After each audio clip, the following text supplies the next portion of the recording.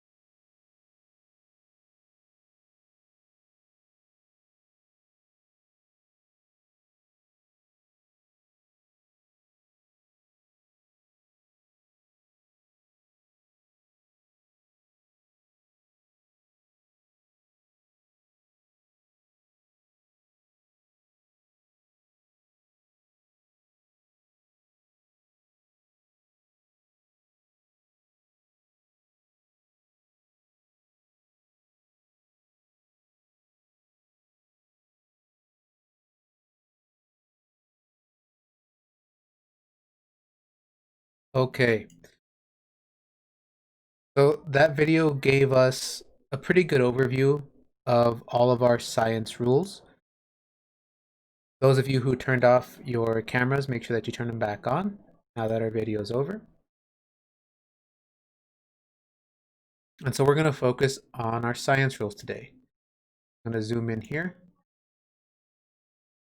Okay, so this year it's going to be harder for us to do any kind of science experiments because, like we've seen, we can't exactly get as close as we used to or work in groups like we used to. But in the case that we're able to do any kind of science experiments, even if we're doing them at our houses, we need to know how to be safe when we are doing science experiments or science investigations.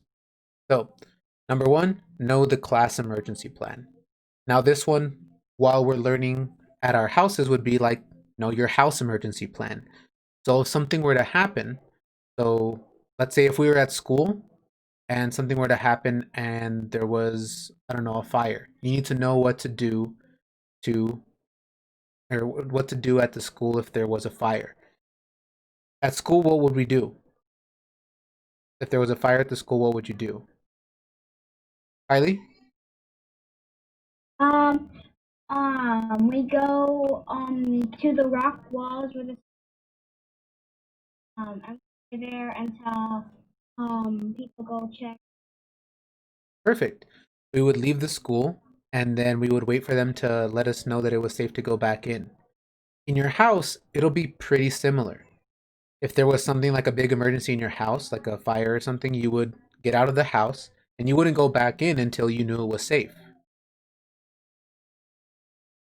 Number two, follow the teacher's written and oral instructions carefully.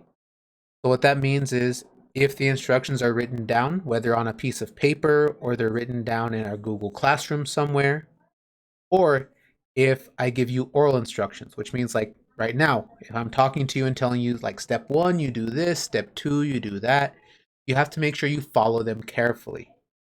Why do you think that's important for science safety, to follow the rules or the instructions carefully? What do you think, Amari?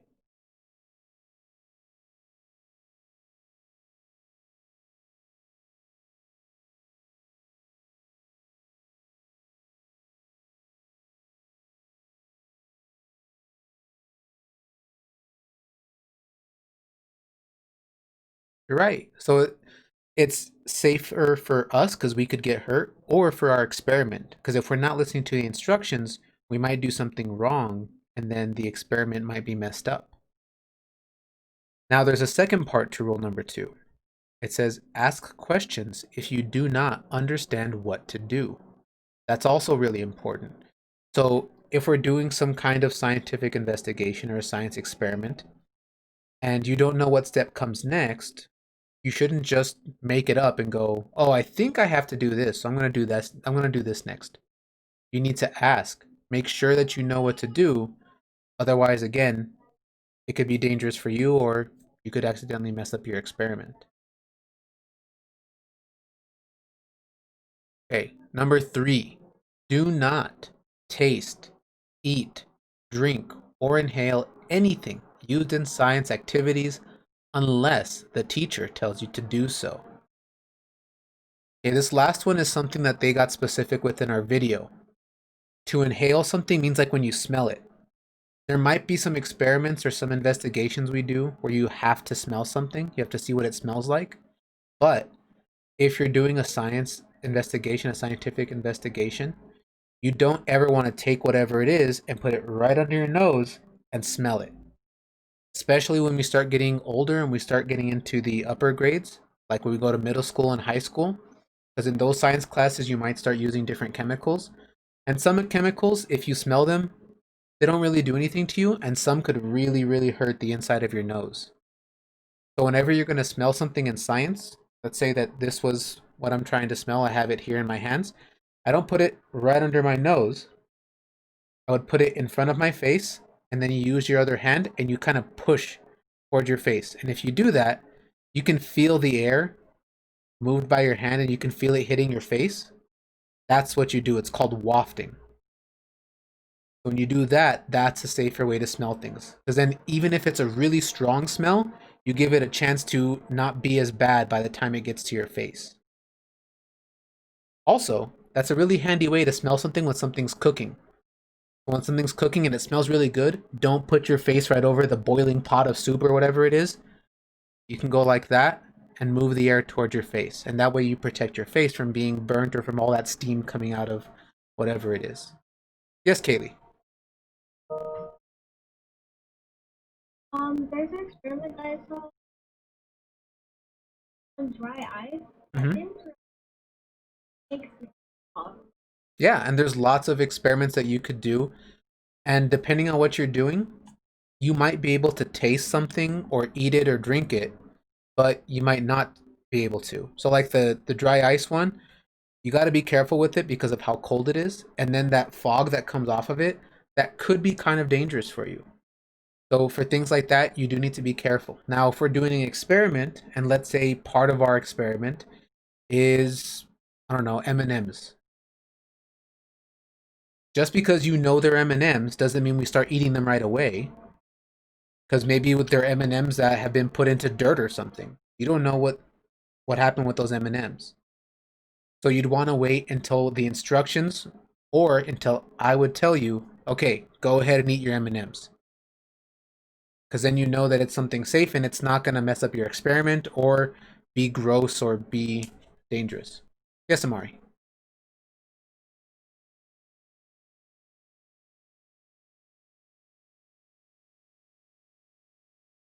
Hmm.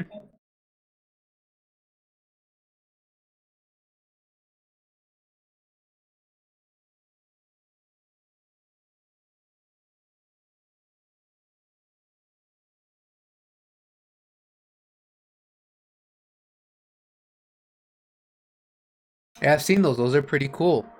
So that would be something that you could eat, right? If the instructions tell you to, go ahead and put it in your mouth and crunch it, then you know it's safe to eat. But we never want to just go, I think this is safe to eat, and then put it in our mouth, because it might not be. Rule number 4, keep your hands away from your face, your eyes, and your mouth during science activities. And wash your hands after the science activities. Why do you think that's a rule?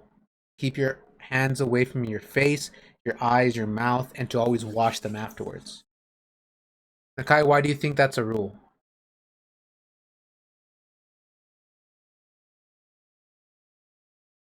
Nakai, why do you think that's a rule?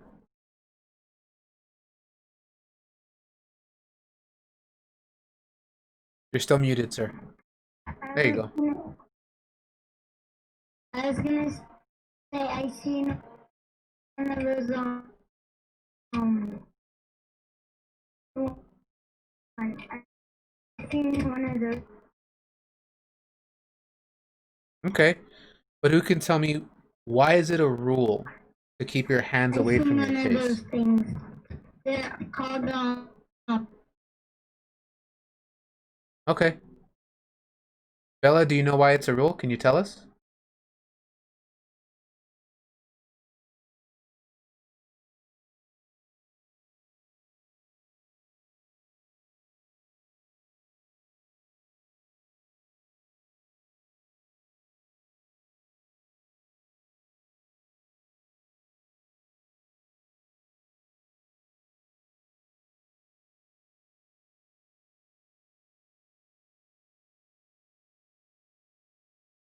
Okay, because depending on what you're using, it could be really dangerous.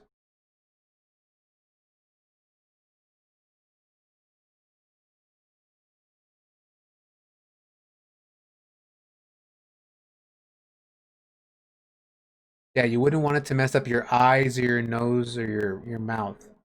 And those ones, they're really important, right? We use our mouth every day when we eat. We use our nose to smell things all the time. We definitely need our eyes. And even if it's not something like some kind of chemical, even something like dirt, would you want a bunch of dirt to get into your nose or to your mouth? No. You wouldn't want it in your eyes either. It hurts when you get dirt in your eyes. So it's a way to protect ourselves. And like you said, washing our hands afterwards is important, because whatever was on your hands, even if you just shake them, that doesn't mean you got all of it off, right? You have to make sure you actually wash your hands to make sure that they're clean and that they're safe again.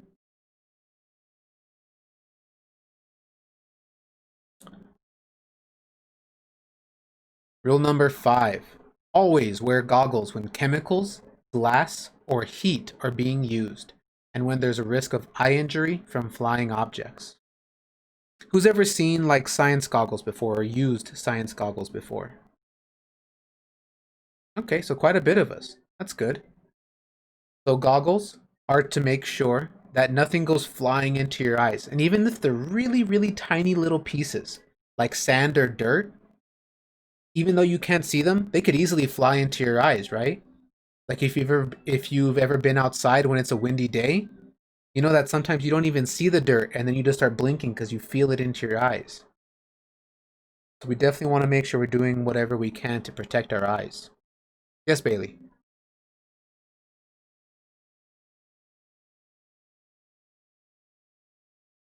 So that would be something that you'd want to make sure, like with the previous rule, right? Rule number 4.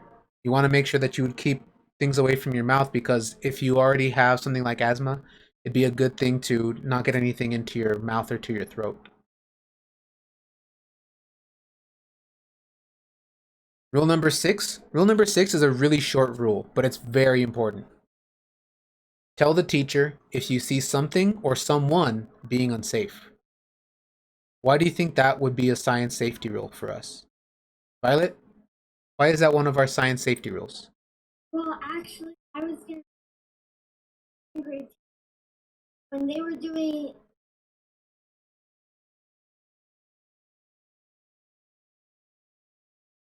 mark in our eye. Yeah, it can really hurt, and even if it just lasts for a little bit, it can leave an effect for a long time. So why would number 6 be a rule? Tell the teacher if you see something or someone being unsafe. Kylie, what do you think? Because you could get hurt or someone else could get hurt. So even if it's not you being unsafe, if someone else around you is being unsafe, that means that anyone else could get hurt. And what about number 7? Notify the teacher immediately if you have an accident or an injury, even if the injury is small. Why do you think it says even if the injury is a small injury? Brianna?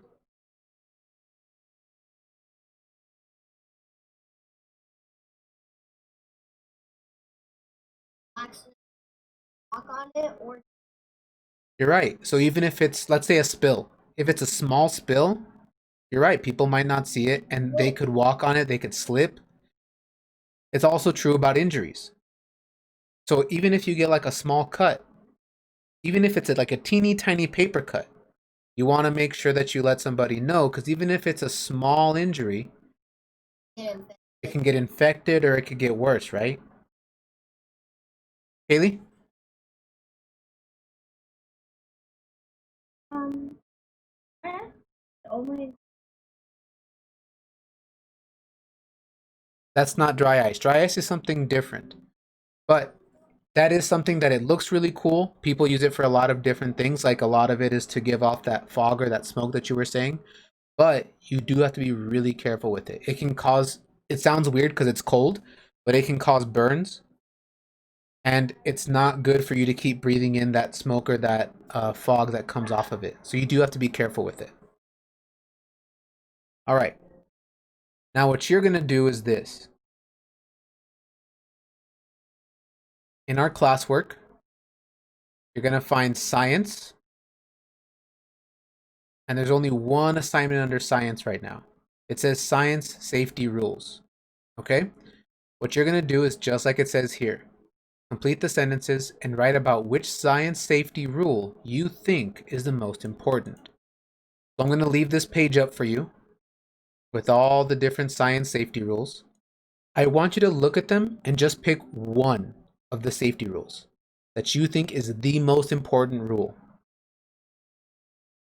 Once you know which one is your most important safety rule, you're going to go here to the assignment. You're going to click on the Google Doc. And it has some blank spaces, okay? You're going to fill in those blank spaces and finish those sentences. I think that rule number blank is the most important. It helps keep us safe by blank. If we don't follow the rule, then blank could happen. That's why I think rule number blank is the most important. Okay? Is it on science or? No, that one's under science. If you want to add more sentences, that's fine, but you need to at least finish these ones. All right? You're going to pick one rule that you think is the most important. I'll leave this page up so that you can continue to look at it while you work.